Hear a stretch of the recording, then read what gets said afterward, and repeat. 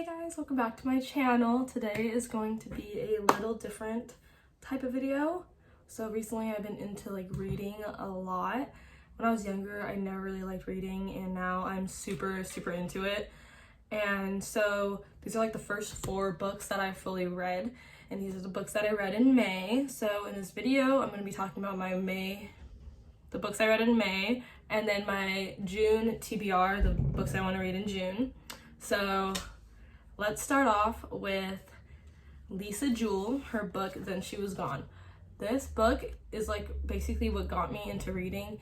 When I started reading and I went to the bookstore, there's so many different options, so many different genres, and I didn't really know what I liked or what I would like. So I like scary movies, so this is a thriller, sci-fi type book, and it is about a daughter who goes missing out of nowhere, and then 10 years later, a mom, they finally gave up, they couldn't find her, they assumed she was dead, and then 10 years later her mom met a boyfriend, and his daughter resembles her daughter, and it's really confusing, and she didn't think anything of it, but then it gets super plot twisting and crazy, and I did not expect anything that happened to happen, and I really liked it. I definitely recommend Then She Was Gone by Lisa Jewell.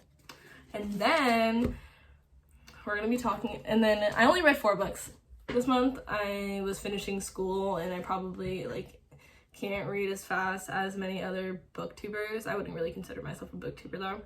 And this is a series. It is the Shadow and Bone series. Look how pretty they are. Look, wow, okay. So I started seeing, my friend Casey, hi Casey, she recommended Shadow and Bone, the series to me, and I was like, okay, maybe I'll watch it. But then I saw the book, and I read the book. I read the back of the book, and I was like, oh my god, I should read it first. One of those people, you read, before you watch series and stuff, or usually series or, motion pictures come out after the books. So I wanted to read Shadow and Bone. So here's Shadow and Bone. Look how pretty the cover is. And I was just in awe with this book. I could not understand, how much I loved this book. I love Lee Bardugo. I've read this series, which is 3 of her books. I'm going to read 6 of Crows and that duology, and then King of Scars and that one too. But Shadow and Bone, if you don't know or haven't seen the series, Shadow and Bone is about a girl and a boy. The girl, her name's Alina Starkov. She is just a normal map maker, cartographer in this country called Ravka in West Ravka, and her best friend Mal, who is a guy, they lived at an orphanage, and whenever kids come of age at the orphanage, people from a place called the Little Palace, which are full of Grisha, they kind of have powers, they come to the orphanage and they see if you have powers.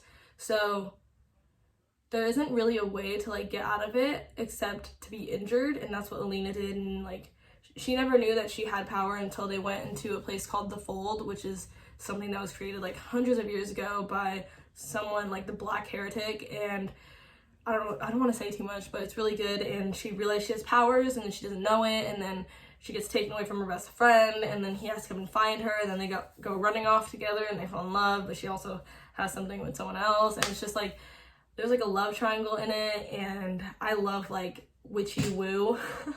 I don't know if you would consider it witchy woo, but they have powers, and I've always been into Vampire Diaries, Legacies, the originals, Teen Wolf, stuff like that. I love superpowers, and superpowers or witch powers or supernatural.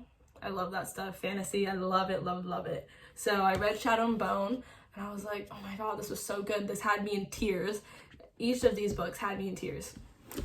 And then the next one, the second one in the Grishaverse series, is Siege and Storm. So Siege and Storm is the same thing, as you can tell there's an animal on each one of them, and you'll figure out why. I'm not gonna tell you because it's, I don't know, it's pretty important in the book. But Siege and Storm was really good. In this book, oh my god, this one kind of broke my heart more because I am a big shipper of Mal, Alina and her best friend Mal, and they're in all 3 of the books, and they're really 2 of the most important characters, and it was just heartbreaking, and it made me really sad, and I cried a lot in Siege and Storm, but it was really good, and I stayed up till like 2 or 3 a.m. finishing it because like I needed to finish it and I needed to know what happened so bad. So these are definitely the type of books that will just have you like, oh my god, I need to finish this. Like I could finish it in one reading if I could, but it's like 400 pages, so like I can't do that. But it's something I can't put down, or I have a hard time putting down. Siege and Storm is just about, they try to find the second animal. As you can see, it's a snake. It's called a Rusalai, I think. I probably totally butchered that, but I'm sorry. But they find it, well, the Alina, stuff like that. She becomes more powerful, but also becomes more dangerous. And then they're still fighting a battle with the Darkling, who you will find out, or you have seen before. And then they think they're safe, and then at the end of Siege and Storm, like this huge battle happens, and then Alina just gets really like frail and like kind of like really weak and stuff, so she doesn't really have any powers. But there was relationship crap in this that made me sob. I was sitting in here in my bed at 2 a.m. like crying because it made me so upset. And then I saw a lot of reviews of people who like didn't like Mal, and I was really confused why people didn't like Mal, and I found out why. But then like I continued to read Ruin and Rising, which is the third book of Shadow and Bone trilogy, and this was so good. This one kind of started like slower than the other two, and like the last like 100 pages were probably like the best part of the book. But they introduced some new characters in Ruin and Rising, ones that we never heard before in Shadow and Bone. Oh, actually they introduced them in Siege and Storm. My bad, correct myself. In Siege and Storm they introduced some new characters who are pretty essential to the trilogy.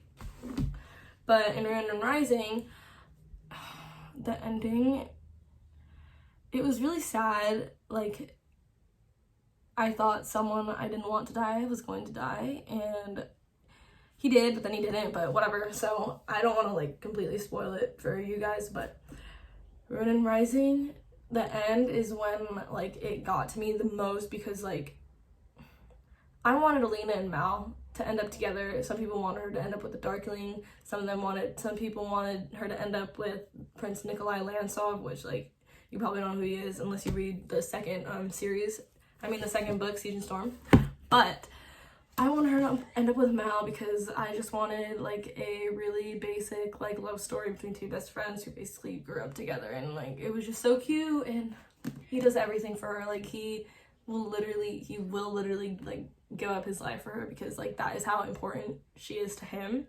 And oh my god, I just, thinking about it makes me so emotional. I was sitting in the car finishing this book, and I screamed and started crying when I started like to the part where that made me start crying, and it was just so bad. My parents were like, what is wrong with you? But the ending is really, really good. A lot of people don't like the ending. I really like the ending.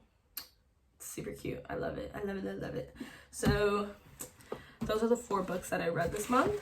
I read Then She Was Gone by Lisa Jewell, and then I read the Shadow and Bone trilogy, Shadow and Bone, Siege and Storm, and Ruin and Rising. Like, look how pretty this, like, look how pretty these are. So reading these made me realize that I'm into like sci-fi, like young adult, like fantasy.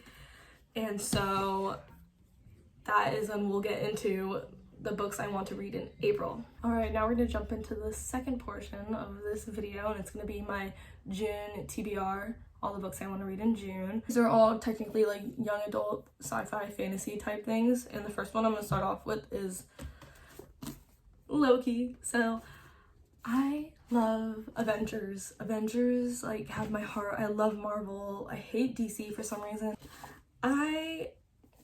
The Thor movies I love, and like I never liked Loki, but like he's probably one of those characters who's like a villain, but like you need to hear like the whole backstory and everything. So I wanted to read this book, and I saw it. When I saw it at Barnes & Noble, I was like, oh, that's a really pretty cover of Loki, and like everyone loves Loki, but like everyone loves villains. Maybe it's like a toxic thing in like our generation. Maybe not toxic, but I don't know. But I really want to read Loki. It is about, the passage says, before the days of going toe-to-toe with the Avengers, a younger Loki is desperate to prove himself heroic and capable. While it seems everyone around him suspects him of inevitable villainy and depravity, except for Amora, Asgard's resident sorceress in training, feels like a kindred spirit, someone who values magic and knowledge, who might even see the best in him.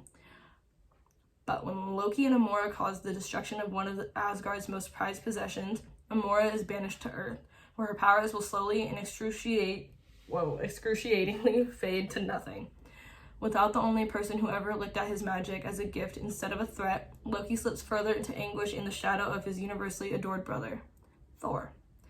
When Asgardian magic is detected in relation to a string of mysterious murders on Earth, Odin sends Loki to investigate. As he descends upon the 19th century London, Loki embarks on a journey that leads him to more than just a murder suspect, putting him on the path to discover the source of his power and who he's meant to be.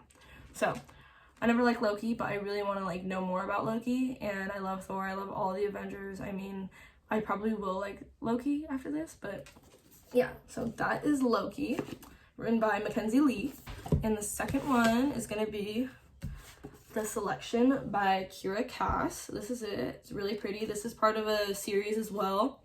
This one is about the opportunity to be swept up in a world of glittering gowns and priceless jewels, to live in a palace and compete for the heart of gorgeous Prince Maxon. But for America's singer, being selected is a nightmare.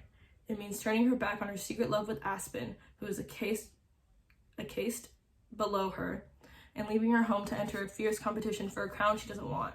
Then America meets Prince Maxon. Gradually, she begins to realize that the life she's always dreamed of may not compare to a future she never imagined. So I've heard so many good things about this series and this book. Ignore my nails, oh my god. But I've heard so many good things about this series and this book, and I always want to read it, and I love things like princess and love, and she's probably gonna fall in love, and I love love, so I want to read this. And then the third one I chose is Cinder by Marissa Meyer, and this is part of the Lunar Chronicles series.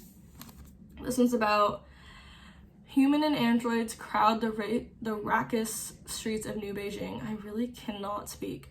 A deadly plague ravages the population. From space, a ruthless lunar people watch, waiting to make their move. But no one knows that Earth's fate hinges on one girl. 16-year-old Cinder, a gifted mechanic, is a cyborg. She's a second-class citizen with a mysterious past and is reviled by her stepmother. But when her life becomes intertwined with the handsome Prince Kai's, she suddenly finds herself at the center of an intergalactic struggle in a forbidden attraction. Caught between duty and freedom, loyalty and betrayal, she must uncover secrets about her past in order to protect her world's future. Because there's something unusual about Cinder, something that others would kill for. So this one is also obviously like fantasy, like witchy woo, like powers, like she's a cyborg, like that's really cool. But yeah, I thought this would be really cool, and so I wanted to read it. And the last one is, many of you will know this book. I mean, all of these books are pretty popular within the book community, like Bookstagram, and BookTube, BookTok, whatever. It's In Ember in the Ashes by Saba Tahir. I probably totally butchered that name, but In Ember in the Ashes. And this one is about, under the martial empire, defiance is met with death. Leia and her family do not challenge the empire. They've seen what happens to those who do. But when Leia's brother is arrested for treason, she is forced to make a decision. In exchange for help from rebels who promise to rescue her brother, she will risk her life to spy for them within the Empire's greatest military academy. There, Leia meets Elias, the school's finest soldier, and secretly, its most unwilling. He and Leia soon realize that their destinies are intertwined and that their choices will change the fate of the Empire itself. So this is also part of the series. It has An Ember in the Ashes, A Torch Against the Night, A Reaper at the Gates, and then one more.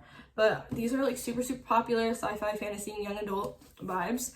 And I did start reading it, and I already am hooked. And I have heard so many good things about this book as well. And I'm just super excited to read this. So this will definitely probably be one of my top favorites.